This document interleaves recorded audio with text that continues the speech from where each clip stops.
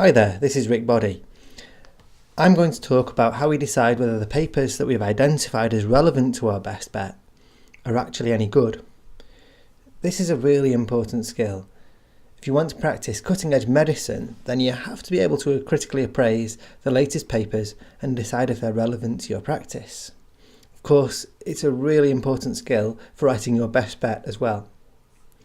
First of all, here's a caveat. This is a whistle-stop tour through critical appraisal in just a few minutes, and we can't possibly get you up to speed from scratch.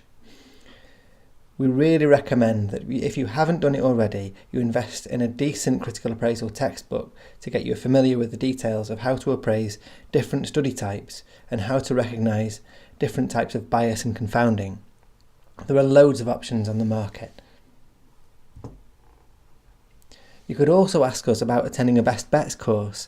These have traditionally always been held in Manchester, and they're 2-day courses, but we're increasingly looking outside, and I understand that there will in fact be a Best Bets course in Boston next year.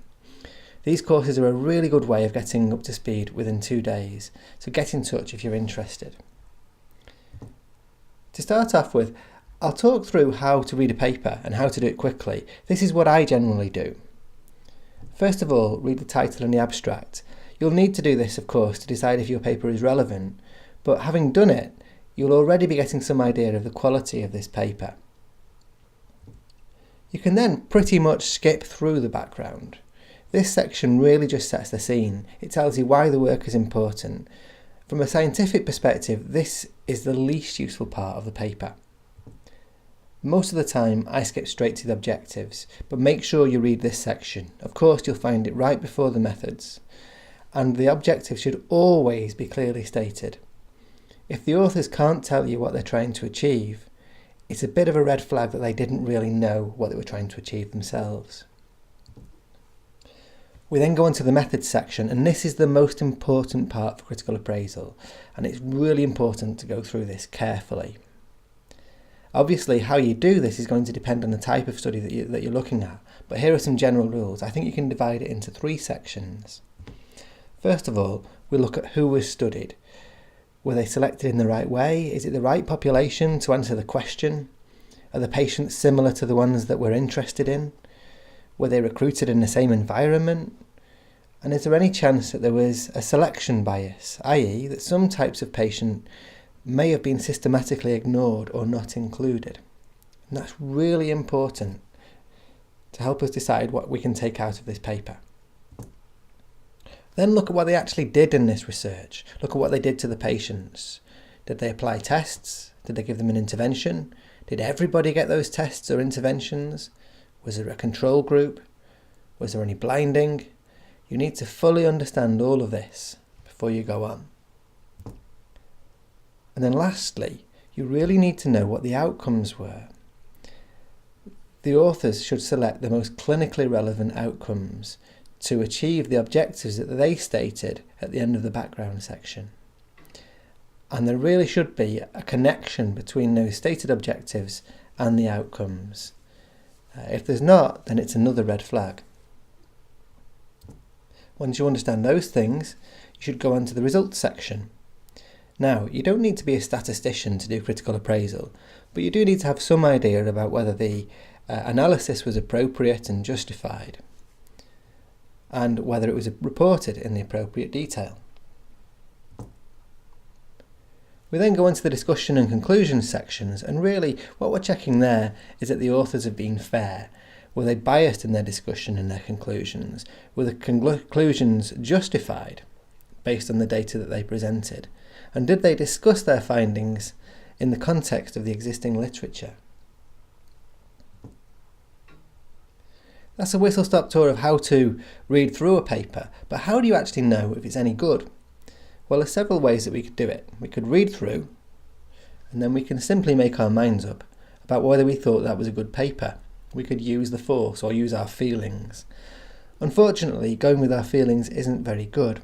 What we tend to find very consistently on the Best Bets courses is that when people have just read through the paper and then rate it out of 10 for quality, they give the paper a much higher score than when they've gone through things systematically later. So going with your feelings is not a good way to appraise a paper. You could look at the type of journal that it's published in. Is it a really good journal like the New England Journal of Medicine or Nature? Or is it a lower impact journal that you've never heard of? You might expect that to get into the New England Journal of Medicine, the paper has to be a lot higher quality. And there is some truth in that. But of course, there are real exceptions. There are papers that are fatally flawed, published in some really good journals. There are also some belting papers published in lower impact journals. So we shouldn't just accept that a paper is good based on the journal that it's published in. If we want to make our own minds up about how good the paper is, we have to use some kind of system. And the critical appraisal checklists are a really good way of doing that. You can find some good examples of critical appraisal checklists on the Best Bets website. Go to Resources on the left and you'll see Bets CA worksheets.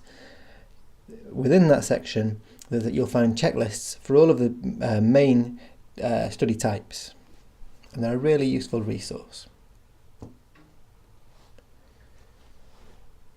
Do you have to use a checklist? Well, when you first start out doing critical appraisal, I really recommend it because it gives you some kind of guide. It helps you to remember to ask all of the important questions. But critical appraisal is a skill, just like ECG interpretation, for example. So when you first learnt how to interpret an ECG, you'd go through a system. You'd go through a checklist in your own mind about how to interpret that ECG, and it would take you a bit more time. And then, as you get more experienced, you tend to just glance at an ECG and you can spot the abnormalities quite quickly. It's pattern recognition. Critical appraisal is similar. The more you do, the better you get at it, and the less you need to rely on checklists to pick out most of the important fatal flaws. One final thing. It's really easy to go through any paper systematically and absolutely slate it. You can pull anything apart. It's so difficult to produce the perfect piece of research that's totally objective and unbiased. So we should never expect that we're going to find the perfect paper. Don't be too harsh on the authors. Remember that this is research done in the real world, and think about how you would have done it better. Sometimes there really is no perfect way, and you've got to accept limitations to the research that's done.